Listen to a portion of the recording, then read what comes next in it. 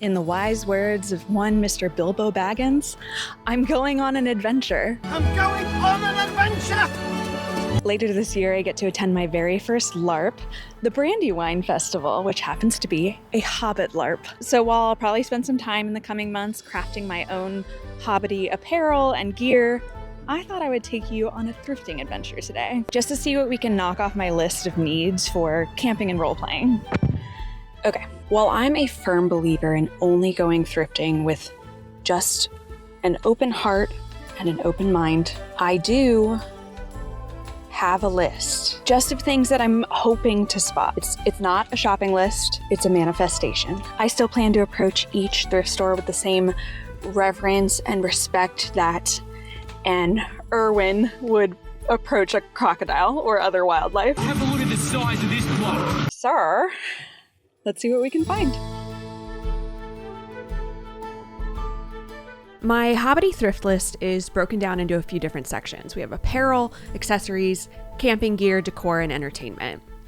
I definitely want to try and find some proper Hobbit trousers, especially if I can find some that are pleated, and I'm keeping an eye out for waistcoats and blazers. I feel like tweed, corduroy, and linen are going to be the main fabrics I'll be drawn to. Bonus points if I can find some velvet versions of those items, though. I'm also going to be on the hunt for some Hobbit-y shoes, which you might be thinking, hobbits don't wear shoes, but you'd be wrong. The store hobbits, like Smeagol, typically wore boots. Look it up. I'm going to specifically be looking for some leather boots that have a more square toe and avoiding anything with zippers. But any extra adornment like buckles or like Hobbit-esque details within the leather itself would be great too.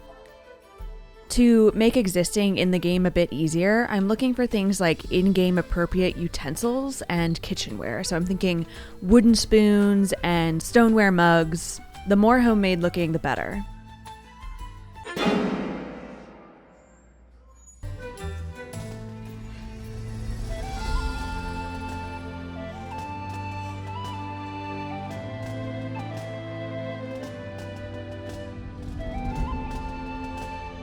Also, I figured it out.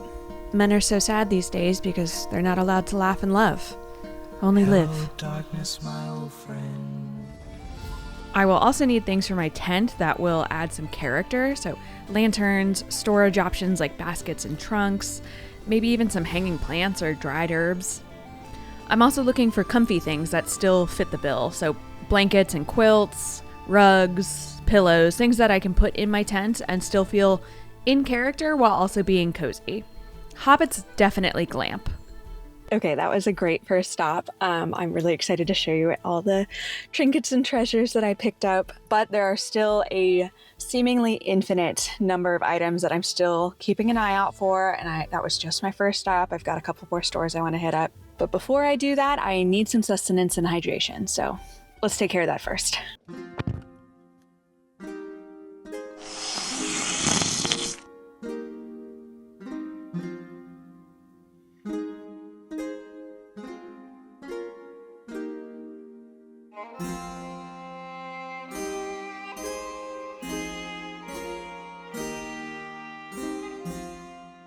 My second stop definitely had more to offer in the tent decor arena, including this interesting piece. Does anybody know what it is?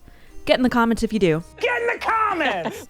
I didn't end up getting it, but I don't know. Should I have gotten it? Same goes for all of this stuff. If you see something I missed, let me know. I will go back for it. I'll of course show you everything I did end up getting at the end of the video. I think it's probably worth saying that I am trying to be mindful as I shop today and ensuring that anything I do buy is something that I'm going to use in my day-to-day life outside of the Hobbit LARP. So when I look at a jewelry case or a pair of shoes, I am also thinking about how else I'll put these items to use at home or for other creative projects or events. I can definitely find myself getting caught up in some overconsumption. Another reason I try to stick to thrift stores where I can, but even still. I did step into this day with a touch more mindfulness than previous thrifting adventures, that's for sure. Also, look at this mug. The energy reminded me so much of this Merry and Pippin scene. Oh, I should have gotten it. However, I did come away with some cool kitchenware that I'm excited to show you, and I also found this Sentro knitting machine. If you'll recall, I have a knockoff version, but this did have a broken piece. Maybe I got it. Maybe I'll fix it. Who knows? But I did get this gourd. And this gorgeous basket, which is enormous. Maybe I'll try to DIY a forager backpack. Also, these pants I found, more of that same energy.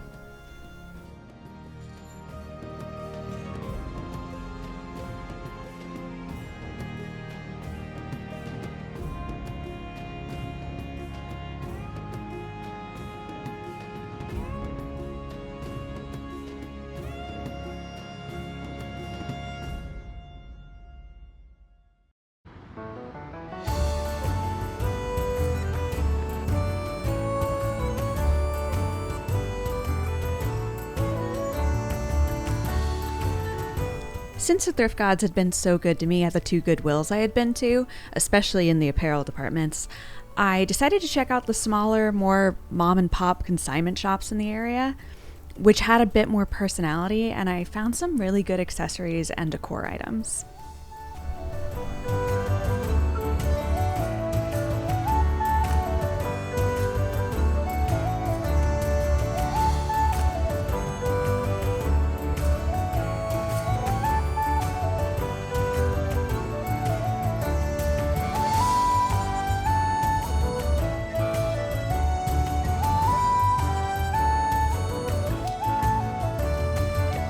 Brother, this guy stinks!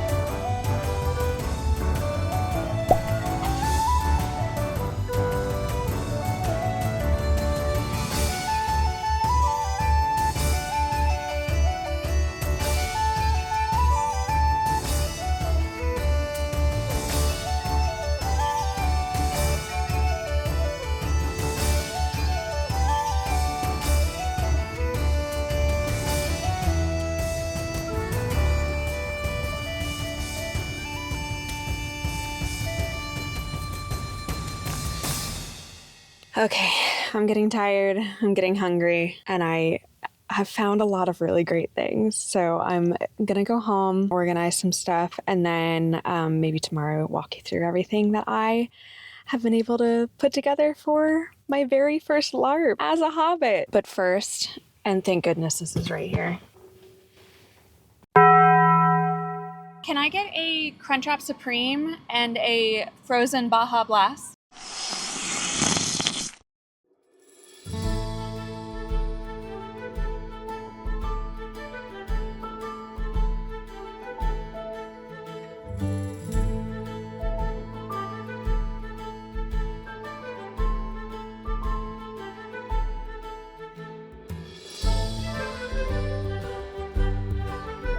Okay, let's do a thrift haul. I'll start out with the non-Hobbit specific items first, of which I only have 4.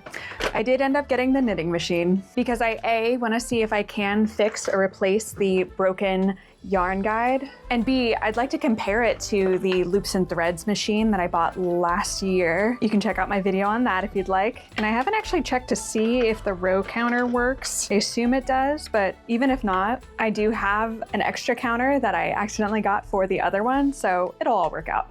Let me know if you'd be interested in a video kind of comparing these two. There are already like a number of proper comparison videos, but I do have some summer knits on the mind. I also got this piece of fabric, which may have been a curtain at one point. I could definitely see this being useful for some upcoming Ren Fair pieces. And I also got this bed sheet, which I thought I could use for, you know, something cute or at least some mock-up material if nothing else. And then I got this window valance, which I think is really cute, but I don't know exactly where I want to put it yet. Maybe in one of the windows in my bedroom or potentially over the doorway here in my studio. I've definitely got some windows that need some zhuzhing up. Okay, onto the Hobbity goodies. Let's keep the textiles going. I got this, I think, full-size comforter, which I got because I really like the color, but also it has this like velvety side and this non-velvety side, which both sides I think would be appropriate for my in-game tent. Super cozy, plenty Hobbity. Plus I think since it's so big, it'll be able to kind of cover up the not in-game compliant camping cot that I'm planning to bring, and will help kind of add to the aesthetic and keep us in-game. So comforter, check. I also got these two throws. One is this faux fur, I think it's faux fur. I assume it's faux fur. Sort of dark brown with a little bit of black sprinkled in. That just feels appropriate. And then this one, which is just sort of a woven golden tan color that I feel kind of fits in with the Hobbit-y color scheme. And I'm thinking about needing to cover things up that aren't like in-game, and these will be great for that. Let me know if you have any good tips on how to properly clean big textile items like these blankets. That's kind of one of the tricks with thrifting, is being able to properly clean stuff like this, which I have some ideas, but I am open to better ideas. Also, to transport and store all the textiles, I did pick up this basket, which I adore. I was originally thinking I could maybe turn it into a foraging backpack, but honestly, I think it's just too big. So I'm pretty happy with it, even though she's a little busted, but just well loved. And then lastly, I think this is actually a shawl since it has pockets. So I could use it as a throw or as a throw on. Either way, I thought the pocket was a cool addition on top of sort of meeting my needs in an aesthetic way. I could definitely store a lot of trinkets in here. Now let's talk decor. I got a number of lamps and lanterns, this one specifically being my favorite. We had a couple of these in the house growing up, and they just give off such great light and are also just such a vibe. I also adore these two lanterns, which I don't think will put out that much light, but will be extremely aesthetically pleasing, especially this one with the stained glass. And then these little coaster looking things are actually meant for tea lights. Now I don't know exactly how I feel about having open flames in the tent that aren't at least blocked a little bit. So maybe I can put these on like an outdoor table along with the citronella candle I picked up, or I can just use them as coasters. I can't believe I almost forgot, but while we're outside of the tent, I did also pick these up. No notes. These are perfect. I feel like this matches the aesthetic perfectly. Come by our tent. We're gonna have sick torches. I also picked up this really pretty hand mirror, as well as, yes, the gourd. And I think between this and my hanging faux garlic, we could have ourselves a nice little harvesty vibe in the tent. Then as far as kitchen items go, I scored myself this nice wooden handled stainless steel butter knife, or probably in my case, a cheese knife, along with two of these crocks with lids, which will be perfect for soup. Maybe I'll be a very soup focused Hobbit. I could get myself a huge cauldron, share with the community. Probably have to learn how to make soup though. Drop your recipes in the comments. It's good. I also got these wooden cups / bowls, which will be perfect for serving or even just drinking water out of. Speaking of drink, I also got a wood-handled corkscrew. My Hobbit character will definitely enjoy a glass of wine from time to time, so this will be important. And while I have a few drinking vessels from Ren Fair that'll work perfectly, I saw this and I knew I just had to have it. It's good to be on the safe side with things like this though, so I did order some lead testing kits, and we will swab this before drinking anything out of it. I also got a few entertainment items, namely this travel pack of Scrabble with little wooden tiles, as well as this beautiful card carrying case. I'll probably want to replace the cards with something a little more aesthetic than sailboats, but the outside of the case is really where this shines. Look at how gorgeous that is. Okay. On to clothing and accessories. I kind of got a lot. Let's start out with this fit check. I picked up these brown old-timey suspenders with leather detail at the connection points. Any pants that I'm gonna wanna wear with these, I will have to add buttons to, as they don't come with the clips that are typically seen in more of today's suspenders. Technology, man.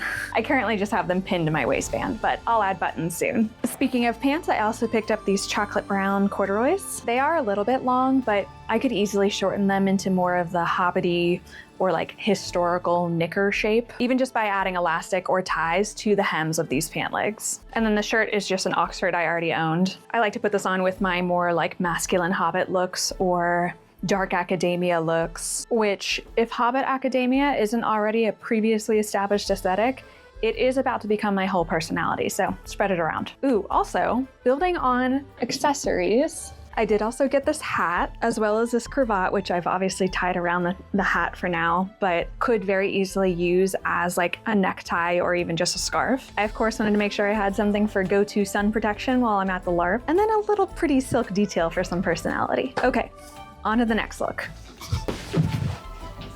Okay, outfit number 2. And yes, I am doing a monochromatic thing today, but I don't know if that's actually what I'm gonna do at the LARP. Let me know if you have any feedback on how to match up the individual pieces.